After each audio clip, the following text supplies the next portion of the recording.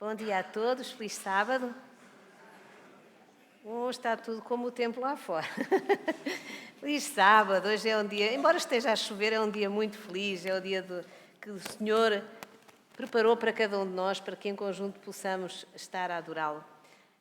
Quero primeiro agradecer ao quarteto, fantástico, gostei muito, este hino é muito bonito e aquilo que ele diz, que o céu é aqui, se Jesus aqui estiver, e eu sei que Ele está aqui hoje, porque a Bíblia diz que onde um ou dois estiverem reunidos em seu nome, Ele estará no meio. E, portanto, eu tenho a certeza que Deus hoje está aqui. Queridos irmãos, também saudar as pessoas que nos assistem. Queridos irmãos e amigos, é um privilégio poder hoje vir partilhar aquilo que foi um estudo que eu fiz. Acho que Deus nos vai impulsionando a fazer determinados estudos, orienta-nos naquilo que são as escolhas dos temas que nós temos que trazer aqui, provavelmente porque este é o tema que faz falta a algum de nós, provavelmente porque é um tema que será útil hoje, ou quando algum daqueles que vai ver mais tarde o ouvirem, e por isso eu peço que Deus me possa usar e queria fazer uma oração nesse sentido. Vamos então inclinar os nossos rostos. Querido Pai, mais uma vez te quero pedir, Senhor, que possas ser com os teus filhos aqui presentes. E agora que vamos falar neste tema, que eu acho que é tão importante, que tu me sensibilizaste para eu trazer, que tu possas usar-me para que aquilo que vai aqui ser dito seja dito por ti e não por mim. Que eu seja apenas um instrumento nas tuas mãos, Senhor. Para que os meus irmãos e todos os queridos que aqui estão e aqueles que vão ouvir possam sentir no seu coração a mensagem que tu tens para cada um deles. E isso possa dar-lhes conforto e dar-lhes ânimo para que prossigam nesta caminhada ao teu lado. É o que eu te peço e agradeço humildemente em nome de Jesus. Amém. Ora bem, o tema que eu trago hoje chama-se Em Fuga. Isto pode parecer estranho, mas na verdade não é, porque muitas vezes nós estamos em fuga. Quantas vezes? Mesmo às vezes sem querer. Fugimos de situações que não nos são agradáveis, fugimos de pessoas que não nos são agradáveis também, fugimos dos problemas, escondemos-nos, seja o que for, quando não é quando não está de acordo com aquilo que nós queremos, daquilo que nós sentimos, a nossa tendência é escapar, é empurrar para o lado. E o tema de hoje é realmente sobre isso. Nós somos a igreja do tempo do fim, somos Laodiceia e somos definidos por sermos mornos. E somos mornos porque muitas vezes fugimos, muitas vezes achamos que não vale a pena, não adianta investir, estamos bem assim, não há necessidade, portanto, vamos manter-nos assim. E isso é um erro, porque Deus adverte-nos e nesta meditação que eu vou partilhar convosco, é bastante notório aquilo que Deus quer de nós, aquilo que Ele mostrou através dos seus profetas, através daquilo que Ele deixou escrito. E esta é a história que eu hoje quero partilhar convosco. Esta história aconteceu já há muitas décadas atrás, há muitos séculos atrás, foi mais ou menos ali por 750 anos antes de Cristo, no reinado de Jeroboão II.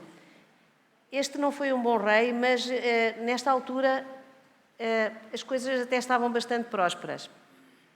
E nesta altura, quem dominava o mundo da altura era a Síria. A Síria que é agora o atual Iraque, que como a gente vê não tem nada de próspero, não tem nada de bom, pelo contrário, é uma guerra constante, é sempre conflitos, sempre problemas. Mas pronto, nesta altura a Síria era digamos que o poder principal naquela altura. E a história que vamos contar tem a ver com os assírios, tem a ver com o povo de Israel, tem a ver com os altos e baixos que o povo de Deus foi sempre passando ao longo da sua história e que continua a passar. E Ellen White diz-nos em Patriarcas e Profetas o seguinte: entre as cidades do mundo antigo, nos dias do reino de Israel dividido, uma das maiores foi Nínive, a capital do domínio assírio. Fundada sob as férteis barrancas do Tigre, logo depois da dispersão da Torre de Babel, portanto, estou a ver onde é que ela foi fundada, a Torre de Babel. Nessa altura, floresceu através dos séculos até que se tornou uma grande cidade. No tempo da sua prosperidade temporal, Nínive era o centro de crime e impiedade. A inspiração havia-a caracterizado como uma cidade ensanguentada, toda cheia de mentiras e de rapina. Em linguagem figurada, o profeta Naum comparou Nínive a um leão cruel, rapinante. Sobre quem, interroga o profeta, não passou continuamente a tua malícia? Embora Nínive fosse esta cidade, com estas características que é do pior que a gente possa imaginar e crer, Deus tinha um plano. E continua o Ellen White a dizer-nos o seguinte: embora ímpia como se havia tornado, Nínive não estava inteiramente entregue ao mal. Aquele que está vendo a todos os filhos dos homens e descobre todas as coisas preciosas, viu na cidade muitos que estavam à procura de alguma coisa melhor e mais alta, os quais, se lhes fosse dada a oportunidade para conhecer ao Deus vivo, afastariam de si as más obras e o adorariam. E assim, em sua sabedoria, Deus se revelou a eles de uma maneira inconfundível, a fim de levá-los, se possível, ao arrependimento. Nesta altura, vocês já sabem de quem é que eu vou falar. Nesta altura, vocês já sabem quem foi o profeta que Deus escolheu para fazer a conversão, para levar a mensagem a este povo que estava aqui, que era em que apenas havia crime e impiedade. Mas Deus viu, no meio deles havia lá pessoas. E há tantas histórias na Bíblia em que Deus diz: não, há 1, há 2, há 10, aos que houver, que vale a pena apostar neles e ir lá. O instrumento escolhido por Deus nesta altura foi o profeta Jonas. Este profeta Jonas, era filho de Amitai, e é engraçado, o nome Amitai é o nome que quer dizer verdade, ou seja, ele era filho da verdade. E nasceu em Gatefer, que significa lagar na poça d'água. Isto nada é por acaso. O nome desta cidade significa lagar na poça d'água. E é uma cidade que pertencia à tribo Zebulon, no norte de Israel, que ficava a alguns quilómetros de Nazaré. Olha que coincidência. Isto significa que tanto Jesus como o profeta Jonas foram profetas galileus, com uma separação de 750 anos. Bom, vamos ler o que é que a Bíblia nos diz. Este é um livro muito curtinho. Vamos ler o que é que nos diz no livro de Jó e, se quiserem, podem-me acompanhar nesta leitura. Vamos começar por ler logo no início. Jonas, capítulo 1, e vamos iniciar. Então diz assim: e veio a palavra do Senhor a Jonas, filho de Amitai, dizendo: levanta-te, vai à grande cidade de Nínive e clama contra ela, porque a sua malícia subiu até à minha presença. Porém, Jonas se levantou para fugir da presença do Senhor para Tarsis. Bom, Deus diz a Jonas: Jonas, levanta-te, dá-lhe uma ordem, é imperativo, levanta-te e vai à grande cidade de Nínive. E vai lá porque a sua malícia subiu à minha presença. Eu tenho a noção de que eles precisam de ouvir a palavra. Portanto, vai lá e clama contra ela. E aqui diz o texto que Jonas realmente levantou-se. Diz, e levantou-se Jonas. E nós pensamos logo, pronto, levantou-se e foi fazer a vontade do Senhor. Não.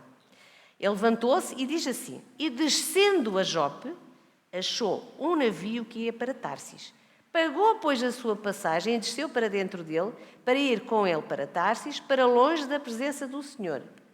Eu queria que vocês vissem. Este é o texto que está ali, mas eu queria que vocês vissem o que eu tinha, a imagem que eu tinha, que é um mapa. Se me pudessem pôr o mapa, só para ver para onde é que Deus queria que Jonas fosse.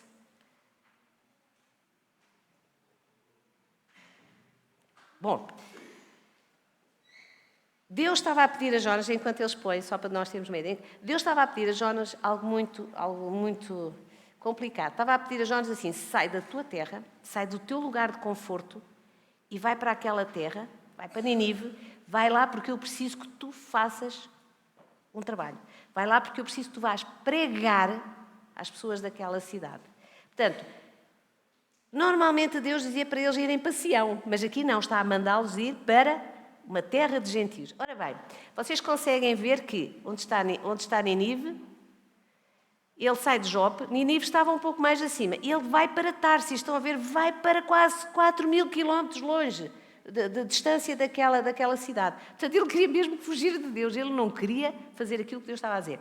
Deus estava então a pedir para ele ir ter com aquelas pessoas, para ser um missionário num país distante, num país em que o povo era violento, em que a iniquidade e a perversidade eram uma tónica diária. E ele estava a dizer, tens que lá ir. E Jonas ficou constrangido e pensou assim, mas eu vou lá fazer o quê? Eles não se vão converter, eles são gentios, eles são maus, o que é que eu vou lá fazer? Ele pensou aquilo que muitas vezes nós pensamos quando avaliamos as pessoas pelo seu lado de fora. Para que é que eu vou pregar àquela pessoa? Não tem aspecto de quem se quer ouvir falar de Deus. Por isso não vou. Nós fazemos isto, ou não? Se não fizermos, melhor. Se fazemos, temos que pensar bem. O Senhor disse, levanta-te e vai a Nínive. Jonas diz aqui que preparou-se, levantou-se, conforme o Senhor lhe disse, mas para fugir da sua presença. Ele não estava a fugir daquelas pessoas, ele estava a fugir de Deus. Ele não queria fazer o que Deus estava a dizer. E aqui diz o texto em Mateus 28, 18 a 20, é um texto que diz assim, ide e fazei discípulos em todas as nações, não é? Nós conhecemos este texto. Era aquilo que Deus, no Antigo Testamento, estava a dizer àquele missionário, tens que ir e tens que fazer discípulos em todas as nações, naquela nação que não é a tua. Mas Jonas continuava a pensar, não, eu não vou. Aquilo é um povo horrível, aquilo é um povo... Eu chego lá e eles vão me matar, no mínimo matam-me. Porque eu nem sequer sou do povo deles, eles são terríveis. Este era um povo, isto é uma curiosidade que é horrorosa, era um povo que empalava as pessoas vivas e deixava-as pelos caminhos empaladas para os outros verem o que eles conseguiam fazer. Eram os alertas que eles deixavam àqueles que tentassem opor-se a eles. Portanto, estão a ver, era um povo mesmo. E Jonas sabia isto tudo e Jonas estava completamente constrangido, estava amedrontado, estava aflito. Como muitos discípulos do Senhor, Jonas vacilou. Jonas achou que a ordem de Deus era dura e ele não iria conseguir cumprir, era impossível ele conseguir cumprir. E vejam que, mais tarde, no Novo Testamento, temos exatamente um testemunho idêntico de outros missionários, de outros enviados de Deus. Em João 6, 60 e 63, diz assim, muitos dos seus discípulos, ouvindo isto, disseram, duro é este discurso, quem o pode ouvir? E desde então, muitos dos discípulos tornaram para trás e já não andavam com Jesus. Quando era dura a missão, quando era uma missão em que estas pessoas não se sentiam bem, as pessoas abandonavam. E era o que Jonas estava a fazer. Jonas estava a fugir de Deus. Jonas levantou-se, conforme Deus lhe disse, não para obedecer a Deus, mas para fugir de Deus. E quando Jonas decide fugir, bom, é tudo em queda. Ora vejam o que é que a Bíblia diz. Vamos continuar. No versículo 4, diz assim, mas o Senhor... Não, ainda tem que ler outros atrás. Sim, ele entrou, no versículo 3 diz que ele então fugiu para longe da presença do Senhor. No versículo 4 diz assim, mas o Senhor lançou sobre o mar um grande vento e fez-se no mar uma forte tempestade e o navio estava quase a quebrar-se. Então temeram os marinheiros e clamavam cada um a seu Deus. E lançaram ao mar cargas que estavam no navio para aliviarem o seu peso e Jonas... continua a descer. Desceu para onde? Desceu para o porão do navio e, tendo-se deitado, dormia um sono profundo. Os outros estavam a clamar cada um ao seu Deus. Estavam aflitos, preocupados. Então eles clamavam àqueles deuses que eles conheciam.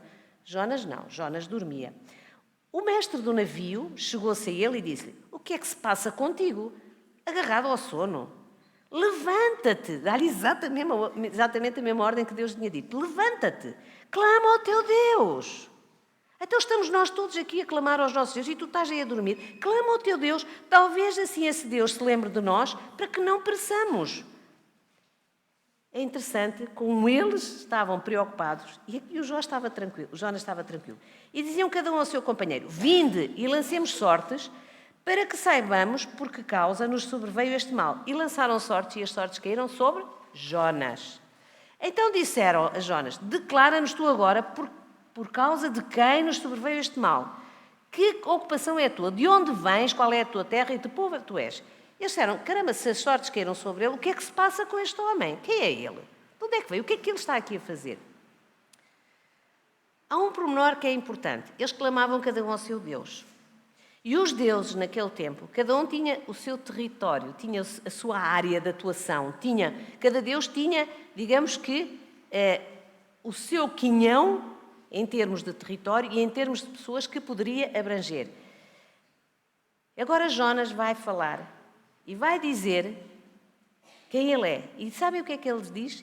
Eu sou hebreu e temo o Senhor, o Deus de onde? Do céu, que fez o quê? O mar e a terra. E quando ele diz isto, eles entram em pânico. Se eles já estavam aflitos, então agora muito pior. Entram em pânico porquê? Porque o Deus de Jonas era um Deus que tinha domínio sobre tudo. Céu, terra e mar. Ele não tinha para onde fugir, ele não tinha para onde escapar, porque o Deus de Jonas era um Deus omnipresente, estava em todo o lado. E disseram-lhe, estes homens se encheram de grande temor e disseram, porquê é que tu fizeste isto? Pois sabiam que os homens que fugiam da presença do Senhor, porque ele o tinha declarado. E disseram-lhe, que te faremos nós para que o mar se acalme?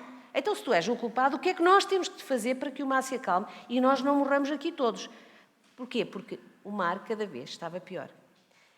E ele lhes disse, levantai-me e lançai-me ao mar, e o mar se vos aquietará. Porque eu sei que por minha causa vos sobreveio esta grande tempestade. Ele foi honesto. Então clamaram ao Senhor. Entretanto, os homens remavam. Eles não quiseram logo atender este pedido de Jonas. Eles tiveram receio. O Deus de Jonas era um Deus muito poderoso. E aquele era um servo dele. E eles não quiseram fazer logo aquilo que Jonas estava a dizer, que era lançá-lo ao mar.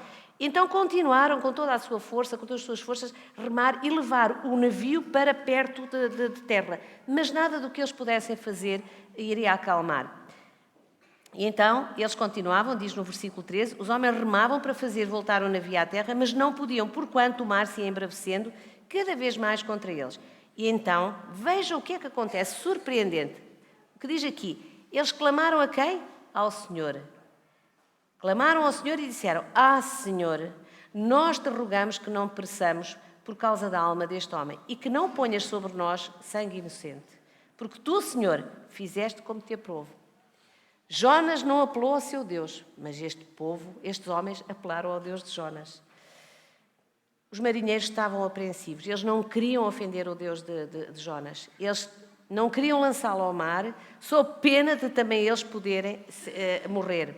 As suas orações foram dirigidas, e nós vimos aqui, não foram agora dirigidas aos seus deuses, foram dirigidas ao Deus de Jonas. Então, acabaram por levantar Jonas, versículo 15, e lançaram-no ao mar e imediatamente tudo serenou. Temeram, pois, estes homens ao Senhor com grande temor e ofereceram sacrifício ao Senhor e fizeram votos. Vejam tão interessante. Eles temeram ao Senhor e ofereceram sacrifício e fizeram votos. A resposta de Deus para a fuga de Jonas veio sobre a forma de uma grande tempestade. Jonas dormiu durante a tempestade enquanto a tripulação pagã orava. Há aqui um contraste imenso. Não foi por acaso que Deus mandou Jonas para lá. Vejam que estas pessoas, há pessoas em todo o lado que estão à espera de uma oportunidade para poder louvar ao Senhor, para poder adorar o Senhor. A primeira vez que o verbo lançar foi utilizado neste texto foi quando Deus disse, no versículo 4, que nos diz, o Senhor lançou sobre o mar. O Senhor lançou sobre o mar uma tempestade. E agora são os marinheiros que lançaram ao mar o motivo daquela tempestade. Com honestidade, Jonas confessou que havia causado a calamidade e testemunhou sobre o seu verdadeiro Deus, sobre o seu verdadeiro Criador. Ele, na resposta, diz: sou hebreu. Ele referia-se tanto à sua religião como também à sua nacionalidade. E no seu medo ante o furor daquela tempestade que ele estava a ver, os marinheiros pagãos tentaram salvar a si mesmos, mas também aos passageiros. Eles preocuparam-se também com Jó. Podiam deixá-lo lá. Não, mas eles preocuparam-se, eles foram à procura dele. Ou seja, mostraram compaixão por Jonas e resistiram em obedecer às instruções dele ser lançado ao mar, precisamente porque também não queriam que ele perecesse, eles queriam que todos pudessem salvar-se. O profeta relutante, este profeta fujão, entretanto, acaba também por ele próprio se consignar e estava agora disposto a sacrificar-se por todos eles, e foi sacrificado por todos eles. Os marinheiros, espantados com tudo isto que tinha acontecido, foram os primeiros conversos por Jonas. Foram as primeiras pessoas que Jonas converteu nesta caminhada que o Senhor mandou fazer. Do outro lado, contrário ao sítio onde o Senhor tinha mandado Jonas ir. Mas também ali havia uma oportunidade e o Senhor aproveitou essa oportunidade e Jonas sentiu isso. E aqueles homens converteram, são os primeiros conversos. A salvação de Jonas foi tão miraculosa como a salvação do próprio navio, não é? Mas agora o texto continua e diz assim, no versículo seguinte diz assim, versículo 17. Preparou, pois, o Senhor um grande peixe para que tragasse a Jonas. E esteve Jonas 3 dias e 3 noites nas entranhas dos peixes. Quer dizer que o Senhor já tinha preparado aquilo que seria necessário para fazer com que aquele que ele tinha consignado àquela missão fosse seguir o seu plano e fosse fazer aquilo que lhe tinha sido pedido. Vamos então agora para o capítulo 2 e estamos nesta altura em que Jonas está dentro do ventre daquele peixe grande, que nós não sabemos quem é. As representações que nós temos desde crianças, se é uma baleia grande, tem assim uma barriga grande, um estômago grande, mas não sabemos o que é. Mas também não importa. Foi um peixe que o Senhor preparou para este efeito, para que Jonas pudesse ser salvo das águas do mar. Reparem que ele continua a descer. Continua a descer para onde? Ele já tinha descido para o porão e agora continua a descer ainda mais. Desceu no mar, foi deitado ao mar e agora desce para o ventre de um peixe preparado pelo Senhor. Diz assim, e orou Jonas ao Senhor seu Deus das entranhas do peixe. E disse, na minha angústia clamei ao Senhor e ele me respondeu, do ventre da sepultura gritei e tu ouviste a minha voz. Porque tu me lançaste, fê-lo descer no profundo, no coração dos mares, e a corrente das águas me cercou, todas as tuas ondas e as tuas vagas têm passado por cima de mim. E eu disse, lançado estou diante dos teus olhos, todavia tornarei a ver o teu santo templo. Jonas tinha a esperança que Deus iria efetivamente salvá-lo. Ele percebeu que aquilo que estava a acontecer era a forma que Deus tinha arranjado para o salvar. Eu desci até aos fundamentos dos montes, a terra me encerrou para sempre com os seus ferrolhos, mas tu fizeste, agora não lançar, mas fizeste subir a minha vida da perdição, ó Senhor meu Deus.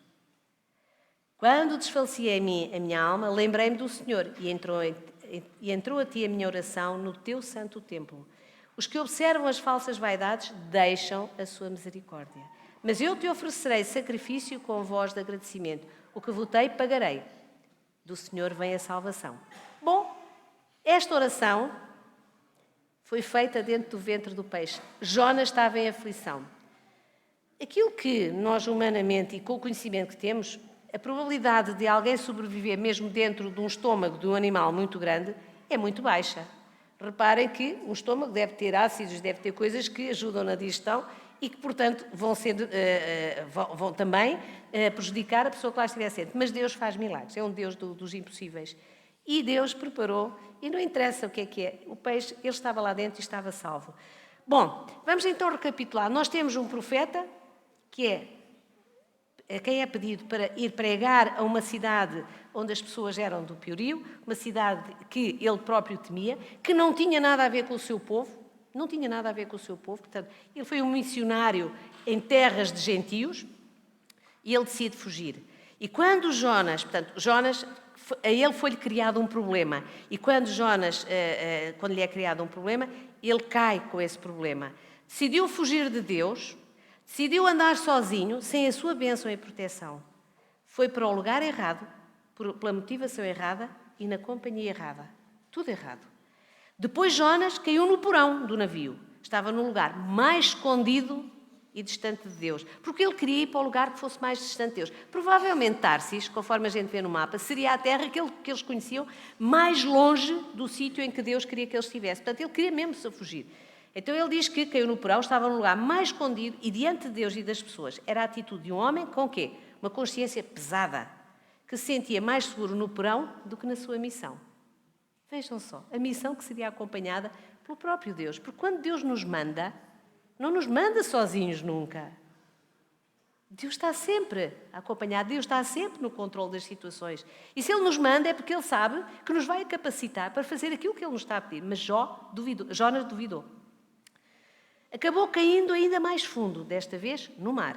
Como grande responsável por toda a tempestade e a tragédia na viagem, a sua única saída foi ser jogado ao mar.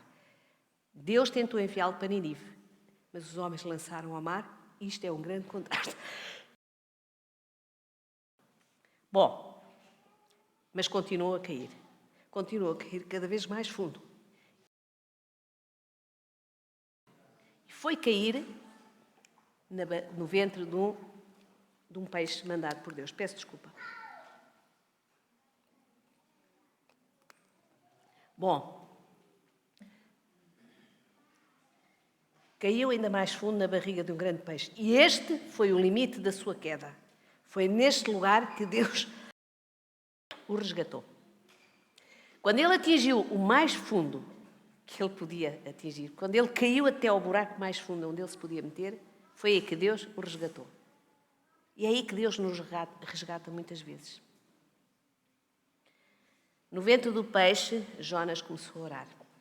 Provavelmente, já no fim, para ir para o terceiro dia, ele compreende que o plano de Deus não é que ele morra. O plano de Deus é que ele efetivamente viva. E que viva para cumprir a missão que Deus lhe tinha destinado. E este capítulo vai acabar com as palavras: falou, pois, o Senhor ao peixe, e este o vomitou em terra. E vejam que, naquele mapa que estava antes, nós tínhamos o trajeto para Tarsis, e depois vemos a meio do trajeto um trajeto contrário que vai levar, estão a ver, é azul? O vermelho era o trajeto que ele pretendia para poder chegar a Tarsis. Mas ali a meio caminho, deve ter sido na altura em que a tempestade aparece e em que ele é lançado ao mar e engolido pelo peixe, ele faz o trajeto contrário já para a direção de Nínive. O peixe leva-o para o sítio onde Deus queria que ele estivesse. Deus leva-nos, Deus vai-nos pôr no sítio onde Ele quer, porque Ele é que sabe. A ordem de Deus para o grande peixe produziu que os marinheiros bem-intencionados não conseguiram fazer por Jonas. Eles tinham que o matar, o peixe salvou. Da mesma forma que Cristo ordenou aos discípulos, após a sua ressurreição, que fossem a todo o mundo, Jonas, após a sua aventura subaquática, foi aos pagãos e tornou-se o mais bem-sucedido missionário do Antigo Testamento. A sua chegada à praia, envolta em algas marinhas, testificou da determinação divina de salvar da morte até os pecaminosos assírios. O plano de Deus ia se cumprir. Eles iam ser salvos. Bom, no capítulo 3, vamos agora falar de o que é que acontece a Jonas. Deus, no capítulo 3, versículo 1, diz assim: e veio a palavra do Senhor segunda vez a Jonas. Segunda oportunidade. O nosso Deus é um Deus que dá sempre outras oportunidades. Ele conhece-nos. Ele é o nosso Criador. Ele sabe como nós somos. Sabe que somos teimosos. Sabe que nós temos a tendência para ser desobedientes. Mas Ele dá a segunda oportunidade. E foi isso. E veio a palavra do Senhor segunda vez a Jonas. E o que é que Ele disse? Exatamente a mesma coisa que lhe tinha dito. Levanta-te e vai à grande cidade de Nínive e prega contra ela a mensagem que eu te digo. Vais dizer-lhe aquilo que eu te vou dizer. É isso que tu tens que lá fazer. E agora, também volta da mesma maneira. E levantou-se Jonas, mas agora não foi para fugir. Agora foi para ir à cidade de Nínive, tal como Deus estava a mandar, e pregar segundo a palavra do Senhor. Nínive era uma cidade muito grande, tinha 3 dias de caminho, quer dizer que era uma cidade imensa. Eu já vi vários números sobre o número de habitantes de Nínive. O texto bíblico aqui fala-nos em 120 mil, daqueles que não sabiam distinguir a direita da esquerda, que depreendemos são crianças, jovens. Portanto, se havia essas crianças jovens, havia muito mais pessoas. Um número que eu encontrei foram à volta de 600 mil habitantes. Era uma cidade que, para percorrer a pé, demorava 3 dias. Estão a ver a dimensão daquela cidade. E começou Jonas a entrar pela cidade, caminho de um dia, e pregava dizendo: até 40 dias e Nínive será subvertida. E os homens de Nínive, acontece algo extraordinário, mas que Deus sabia, creram em Deus. O povo creu em Deus. E diz que proclamaram jejum, vestiram-se de saco, desde o maior até ao menor. Todos eles creram no Senhor. A pregação que Jonas levou era aquilo que eles estavam à espera, era aquilo que eles precisavam para crerem no Senhor. Esta palavra, entretanto, chega a quem? Ao rei de Nínive. E também ele se levantou do seu trono e tirou de si as suas vestes, cobriu-se de saco e sentou-se sob a cinza. Quer isto dizer que se humilhou perante o Senhor. Esta palavra chegou ao rei de Nínive. E fez este rei de Nínive uma proclamação que se divulgou pelo decreto do rei dos seus grandes, dizendo: nem homens, nem animais, nem bois, nem ovelhas provém coisa alguma, nem se lhes dê alimentos, nem bebam água. Jejum completo. Mas os homens e os animais sejam cobertos de sacos e, diz aqui, clamem fortemente a Deus e convertam-se cada um do seu mau caminho e da violência que há em suas mãos. Quem sabe se voltará a Deus e se arrependerá, vejam o que eles pensavam, e se apartará do furor da sua ira, de sorte não pereçamos. E Deus viu as obras deles, como se converteram do seu mau caminho. E Deus se arrependeu do mal que tinha anunciado que lhes faria, e não o fez. Deus não se arrependeu, porque Deus não se arrepende. Deus não se pode arrepender, porque aquilo que Ele faz é perfeito. Mas Deus viu que as condições, as circunstâncias tinham mudado e reverte a sentença que estava pendente sobre aquele povo. Bom, nós aqui vimos, primeiro Deus disse outra vez a Jonas: levanta-te e vai. E depois diz-lhe outra coisa, são 2 verbos, é o ir e o outro que ele diz é proclama, vai proclamar àquele povo. A proclamação é algo que todos nós somos chamados a fazer, proclamar. Aqui diz, a proclamação sempre foi importante na Bíblia, ela é ainda a maneira mais eficaz de propagar a mensagem do Evangelho. Deus enfatizou que Jonas devia proclamar a mensagem, mas não era uma mensagem qualquer, como é que está no texto? A mensagem que eu te digo. Não é como nós queremos, é como Deus manda. E isto é outra lição importantíssima que nós aqui temos. A mensagem que proclamamos deve ser a de Deus, não é a nossa. Nem mesmo uma versão adaptada, não. É a mensagem de Deus. Nós não podemos adaptar, nós não podemos distorcer, nós não podemos dar o nosso cunho pessoal, porque isso não pode ser. A mensagem é a mensagem que Deus manda.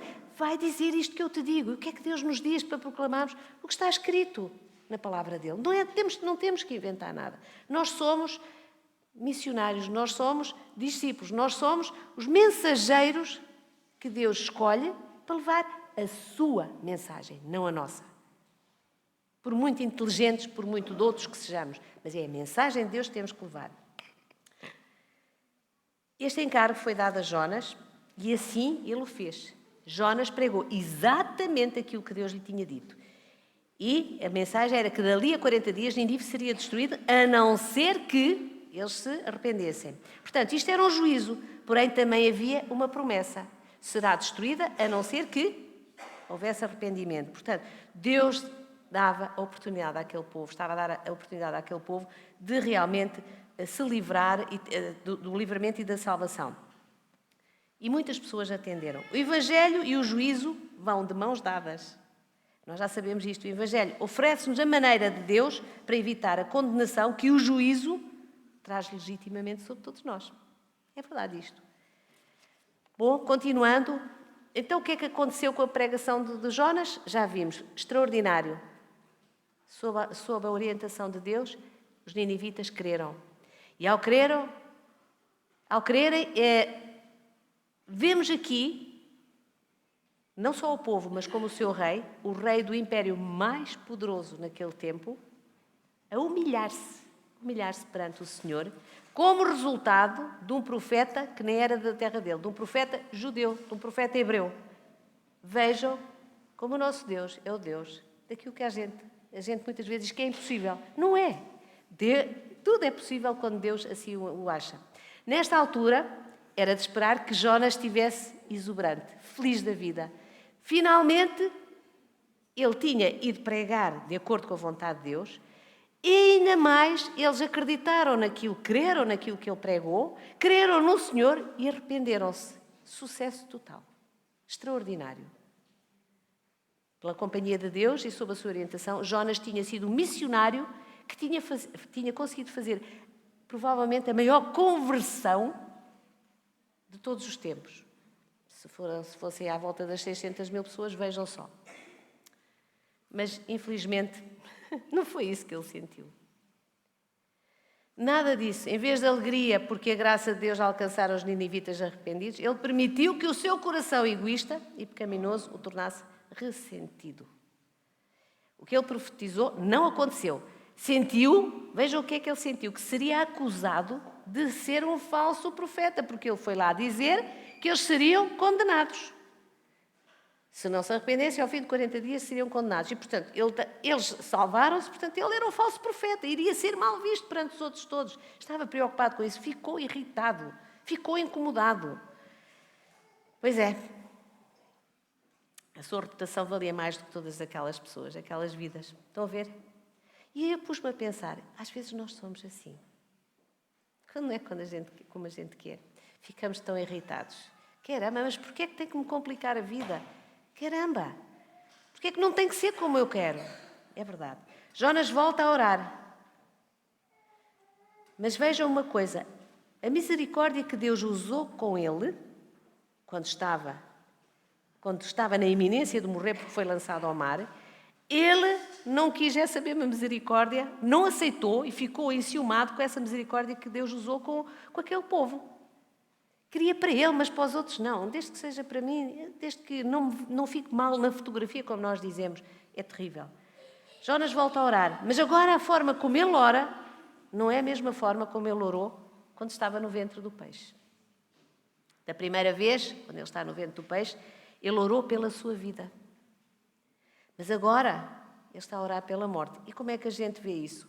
Porque ele pede ao Senhor para morrer.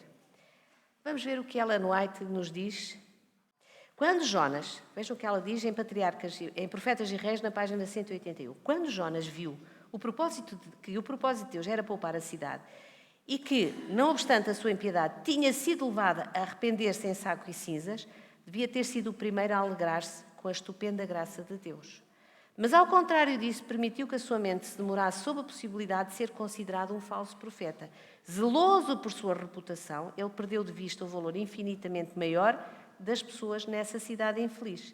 A compaixão mostrada por Deus para com os arrependidos ninivitas desgostou Jonas extremamente e ficou todo ressentido. Não foi isso que eu disse, argumentou ele com o Senhor.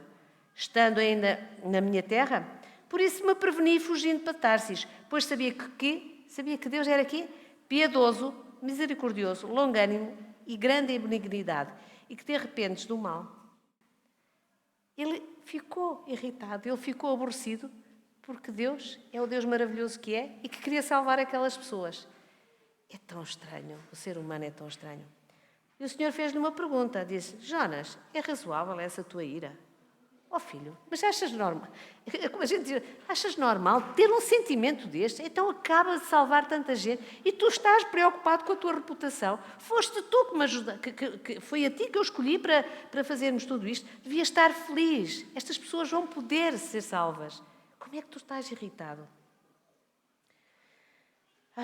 Ele ficou irritado, mas pensou assim: bom, se Deus me fez esta pergunta, é razoável a tua ira. Ainda poderá haver a possibilidade da cidade não ser salva. Então o que é que ele faz? Ele vai, afasta-se da cidade e arranja lá um sítio onde ele faz uma cabana, um abrigo com as ramagens, e fica ali à espera para ver o que é que ia acontecer, porque ele não tinha visto nada, mas sabia que ia acontecer alguma coisa. E então deixa-se ficar ali. Então Deus, na sua misericórdia, faz outra coisa extraordinária. O nosso Deus é um Deus dos impossíveis e dos improváveis, das coisas improváveis. Então Deus faz crescer uma planta. E para que é que Deus faz crescer essa planta assim rapidamente? Para ela poder proteger Jonas do calor. Bom, Jonas preparou o abrigo com as ramais, sentou-se debaixo dele. Deus faz crescer a planta para lhe dar a sombra e o confortar. E ele ficou confortável e feliz. Agora o Senhor ia lhe dar mais uma lição. Na manhã seguinte, Deus fez com que um bicho fosse roer a raiz da planta e ela secou. Ao nascer do sol, quando o sol começa a ficar bem quente, a planta começa a mirrar e a proteção que Deus tinha arranjado para Jonas, deixou de fazer o seu efeito. E ele começou a sentir-se mal com o calor que estava no fundo. Olha o que está ali no texto. Aconteceu que, aparecendo o sol, Deus mandou um vento calmoso oriental e o sol feriu a cabeça de Jonas e ele desmaiou e desejou com toda a sua alma que morrer, dizendo, melhor me é morrer do que viver. Este Jonas era mesmo um indivíduo complicado. Ele era mesmo muito estranho. Então o Senhor disse-lhe, achas que tu tens razão para te irritares assim? É acaso razoável que te enfades por causa de uma planta da aboboreira? E ele disse, é justo que me enfade a ponto de desejar a morte. Ele ainda discute e argumenta com Deus, é impressionante. A paciência do nosso Deus. Mas esta paciência que Deus usou com Jonas, também usa connosco. Porque nós, às vezes, é preciso ter mesmo muita paciência. Só mesmo o nosso Deus que nos ama tanto. No seu egoísmo, o profeta precisava, efetivamente, de começar a repensar as suas prioridades. Deus estava a mostrar-lhe que ele não estava a pensar bem. Deus estava, nitidamente, a mostrar-lhe que ele tinha que fazer um refresh à sua memória, à sua forma de estar, porque não era normal aquele tipo de pensamento. Não era normal desistir, porque agora me deu o sol, agora eu prefiro morrer. Bom, o Senhor disse-lhe, então tu tens pena de uma planta que não fizeste crescer, nem te deste ao trabalho nenhum, e eu não hei de ter pena de Nínive, esta cidade tão grande cheia destas pessoas? Jonas, a sério, como é que é possível? Confuso, humilhado e incapaz de compreender o propósito de Deus em poupar Nínive, Jonas, não obstante, tinha cumprido a sua missão. Ele fez aquilo que Deus lhe pediu.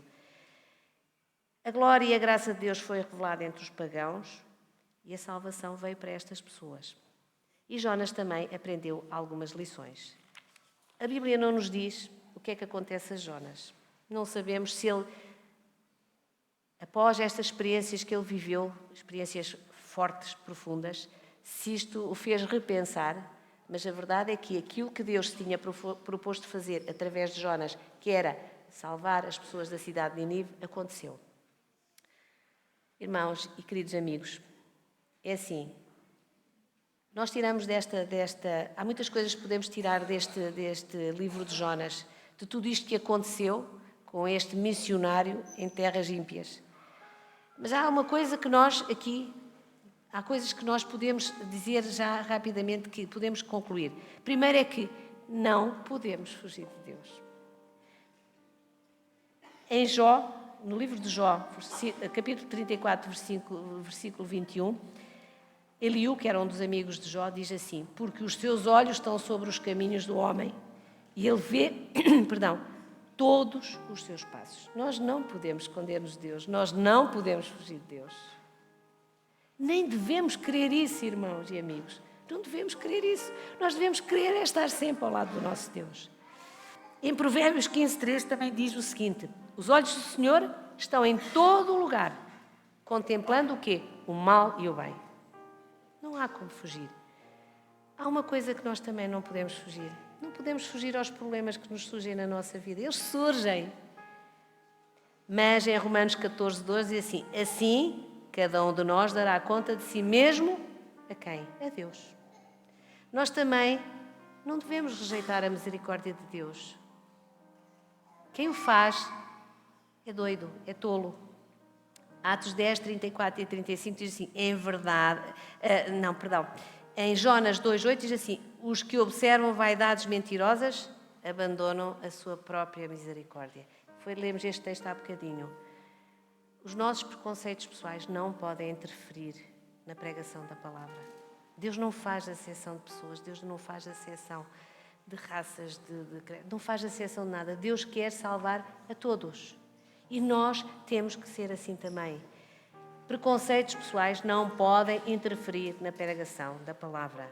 E aí sim, Atos 10, 34, 35 diz: em verdade vejo que Deus não faz quê? Acepção de pessoas, mas em toda a nação que o teme e pratica justiça, aceite com ele. Quando a palavra de Deus é pregada, nós vimos que homens se arrependem. Quando é pregada de acordo com aquilo que o Senhor nos diz, de acordo com aquilo que está escrito. E em Lucas 8,15, Jesus afirma: mas a que caiu em boa terra são os que, ouvindo a palavra com o coração reto e bom, a retêm e dão fruto com perseverança. A nossa alegria deverá ser, quando pregamos o Evangelho, quando proclamamos o Evangelho, deverá ser ver as pessoas a voltarem-se para Deus, a crerem em Deus, em amarem a Deus. João 4,36 diz: e o que colhe recebe salário e ajunta fruto para a vida eterna, para que tanto o que semeia como o que cega, juntos se regozijem. Devemos ficar felizes quando, através da proclamação da palavra de Deus, as pessoas passam para o redil de Jesus. E uma coisa que aqui lemos, que é: a ira do homem não opera a justiça de Deus. Tiago 1,19-20 diz: portanto, meus amados irmãos, todo o homem seja pronto para quê? Para ouvir, tardio para falar e tardio para se irar. Temos que ouvir, temos 2 ouvidos, uma boca apenas. A gente fala muito dessa maneira. Temos que saber ouvir, sermos tardios para falar e tardio para nos irarmos. Porque a ira do homem não opera a justiça de Deus. Este livro de Jonas dá-nos aqui grandes lições.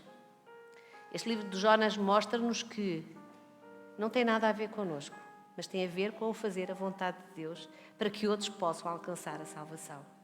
Essa é a nossa missão. Deus quer usar-nos e Deus usa-nos para nós podermos fazer a sua vontade. Deus podia fazer de outra maneira, mas Ele quer que nós sejamos cooperantes, porque nós vamos viver todos juntos com Deus. Temos que nos preocupar com os que estão à nossa volta, temos que nos preocupar com aqueles que não conhecem, com aqueles que vivem nas trevas. E não interessa se nós achamos que vai aceitar ou não vai aceitar, temos que ir proclamar. Não interessa. Deus vai connosco, nunca nos deixa ir sozinhos. Deus capacita-nos. E irmãos e amigos, mesmo que as pessoas nos não tratem assim muito bem, mesmo que as pessoas até gozem connosco, não se preocupem com isso. A nossa missão está muito acima de tudo isso. E devemos continuar sempre a fazer aquilo que Deus nos diz, que é levar e proclamar o Evangelho a todos aqueles que estão à nossa volta. A começar pelos que estão ao nosso lado, a começar por aqueles que estão um bocadinho mais longe. E não precisamos ser missionários em terras distantes, queridos irmãos e amigos. Não precisamos. Porque ao nosso lado há muitas pessoas que ainda não conhecem este Deus maravilhoso que é o nosso Deus. Por isso, vamos deixar de fugir, para não cairmos. Vamos ouvir a voz do Senhor e vamos atender à sua voz. E aqui o meu desejo de hoje, de todo o meu coração, é que possamos proclamar o Evangelho da salvação com toda a alegria e de acordo com a vontade de Deus. E que estejamos sempre preparados para testemunhar que a salvação de Deus é para todos aqueles que nele creem. Por isso, irmãos, este é o meu desejo e a minha oração para hoje. Amém.